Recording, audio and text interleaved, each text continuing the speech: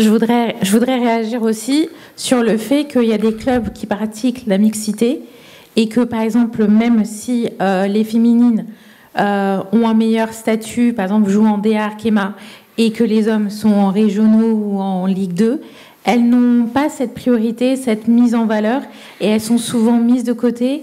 Et est-ce qu'il y aurait certaines pénalités qui peuvent être mises pour les clubs qui ont une section féminine, mais qui la délaissent complètement quand, par exemple, vous êtes en D3 féminine et vous êtes en Ligue 1 dans la partie masculine, et vous négligez complètement et vous ne remplissez pas les valeurs morales pour le développement du football féminin.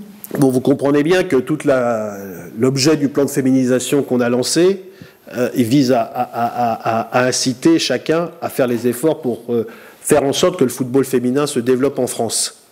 Moi, je crois que c'est un vrai relais de croissance.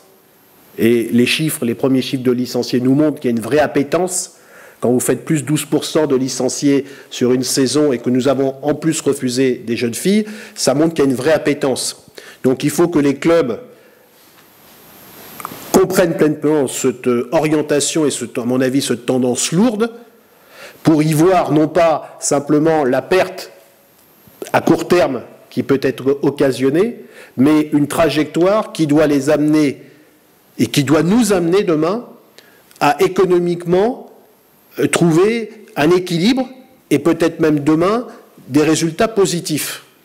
Donc c'est un long travail. Moi, je ne dis pas que ça va se faire en une année, 2 années. Je pense que c'est un travail d'une dizaine d'années au moins pour amener ou créer un écosystème totalement viable pour les clubs féminins professionnels.